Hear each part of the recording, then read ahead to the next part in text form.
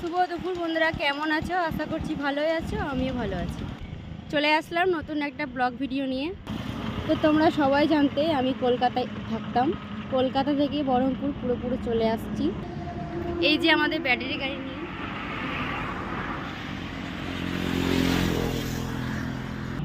তো আমরা গতকালকে কলকাতা থেকে বেরিয়েছি, রাত্রে এটা কৃষ্ণনগরে ছিলাম।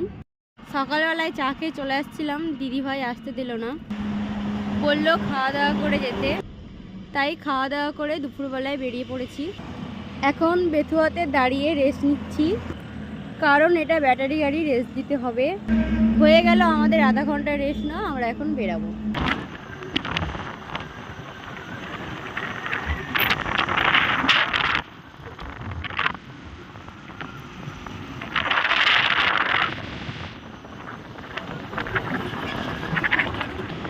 টাটা বাই বাই, দেখা হচ্ছে পরের ভিডিওতে।